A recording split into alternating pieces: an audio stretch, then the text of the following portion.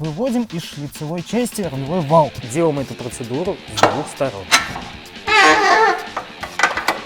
Аккуратно, контролируя, опускаем стойку.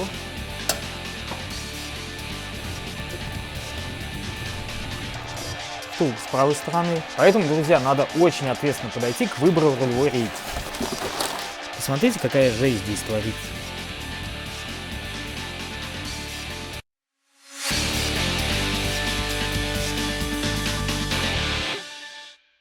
Здорово! Сегодня мы будем менять рулевую рейку на автомобиле Mitsubishi Outlander.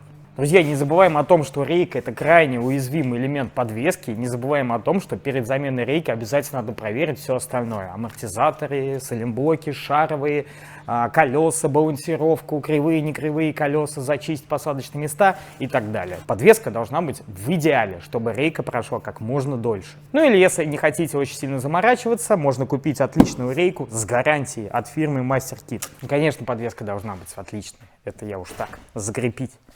Для всей этой процедуры вам понадобится глубокие головки на 19, на 17, короткие головки на 17, на 14, на 19. Карданная насадка, головка короткая на 12, удлинитель, вороток или трещотка, ключ на 15, пару плоских отверток, молоток. Ну и, конечно, новая рулевая рейка отличного качества с гарантией. Также, друзья, несмотря на то, что схождение делать в любом случае после замены рейки надо, мы сейчас первым делом блокируем руль и колеса в положении прямо вперед.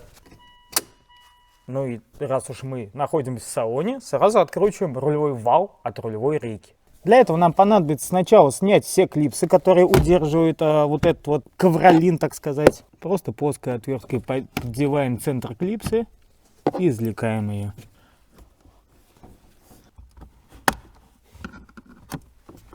Так, у нас еще одна расположена вдали, возле педального узла. Клипсы, в принципе, живучие, они у нас в салоне располагаются, поэтому редко когда ломаются при демонтаже. Извлекаем. Далее отводим немножко уже ковролин сам. Нам необходимо выкрутить еще один вот этот вот пластиковую гайку. Резьбу бесконечную сделали. Крайне важный элемент. Так, затем аккуратно выводим кожух на себя. С рулевого вала он сходит, так как у нас в кожухе есть прорезь. Вот так он весь выглядит. Далее вот через карданную насадку головкой на 12 удлинителем и воротком откручиваем болт крепления рулевой рейки к рулевому валу.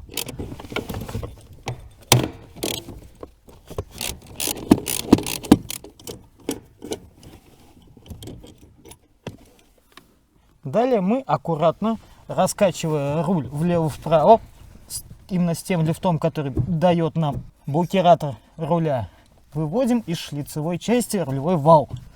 Он у нас выходит вверх, так как сверху он имеет такую телескопичку. Отводим в сторону. На этом тесные работы в салоне закончены. Переходим к подвеске. Поднимаем автомобиль и снимаем оба передних колеса. Сейчас первым делом откручиваем рулевой наконечник и стойку стабилизатора. Естественно, перед этим все надо зачистить. Также мы сразу будем менять обе стойки стабилизатора и втулки стабилизатора, поэтому мы будем полностью выкручивать. В принципе, для замены рейки можно оставить и прикрученные стойки стабилизатора. У нас стабилизатор вывернется и рейка легко выйдет. Но с открученным будет гораздо удобнее. Смазываем и раскручиваем. Наконечник ключом на 17.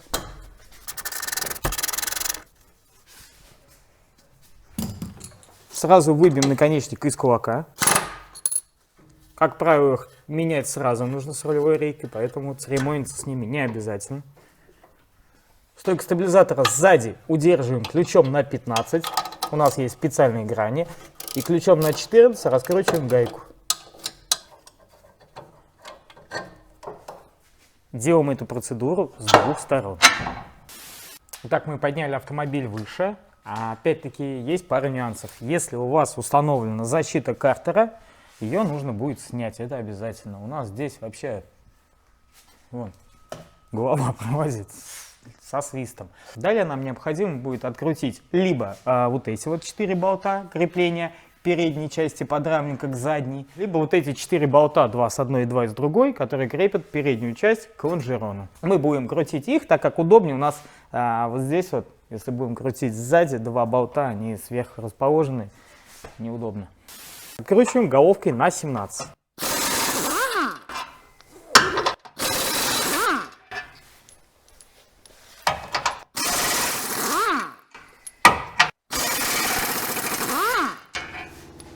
Все 4 болта одинаковые. Далее откручиваем задний кронштейн подрамника. Крепится 4 болтами на 14.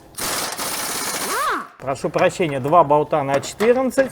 Один, возможно, стоит не родной. Увеличенные грани. И один болт у нас здесь поврежден. Видать, им постоянно задевает об препятствие.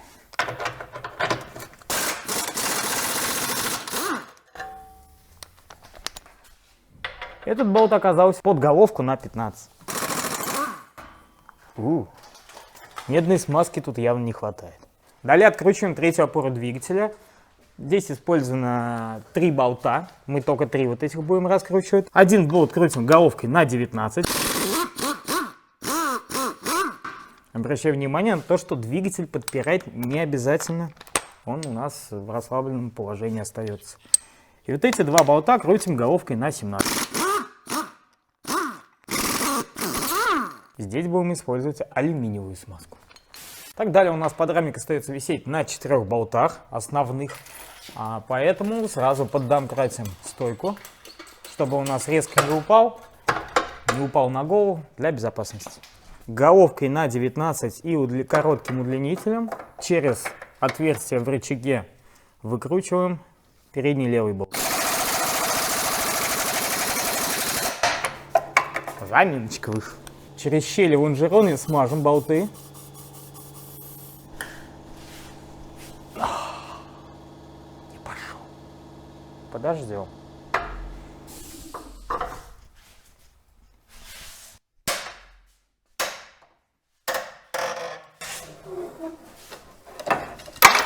Сразу сорвем все 4 болта.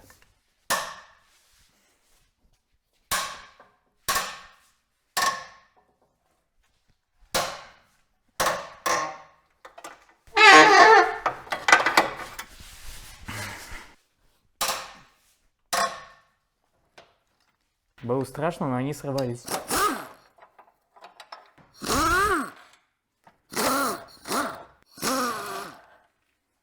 Чем японцы, конечно, хороши, у них очень часто все болты одинаковые, как и в этом случае.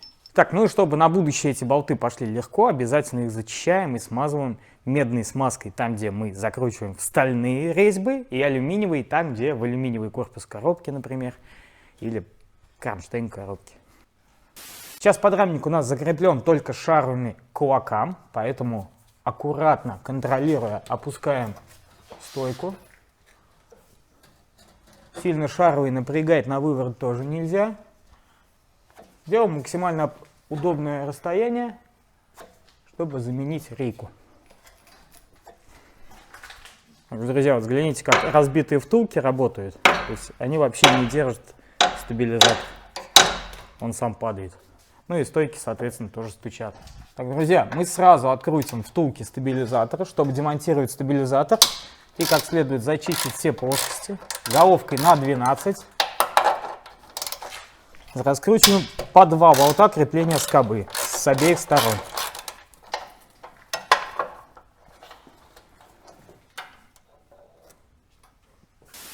Ну и видите, что теперь у нас открылся доступ к 2 болтам крепления рейки. Головкой на 17.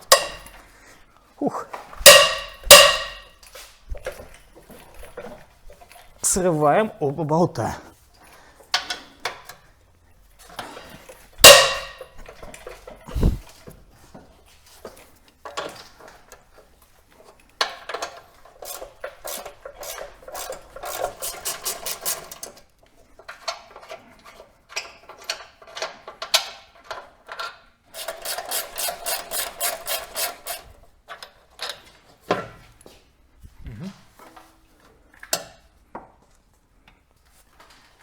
Ну а теперь, друзья, обязательно сейчас скроем пыльники и посмотрим, что случилось с этой рейкой. Так, у нас По классике, что убивается в сухого типа рейки, ну, без ГУРа, с электроусилителем, втулка. Втулка с правой стороны. Тяги очень слабые. Сейчас я не могу на люфтах раскачать, потому что у меня здесь очень большой люфт. Плюс ее явно пытались восстановить. Когда я снял колпачок, здесь сальник вот так засажен, некультурно. Так, смотрите, раковина на валу. Она, скорее всего, еще и перетянута была. И посмотрите, как ходит сам вал, когда я его раскручиваю. Даже он немного имеет вот такой осевой люфт. Я так полагаю, что было пережато. Здесь у нас получился большой износ у пятака. И со всеми вытекающими последствиями. Короче, вал, по идее, надо восстанавливать, напылять, шлифовать. Но это сейчас очень дорого выйдет. Поэтому, друзья, надо очень ответственно подойти к выбору рулевой рейки.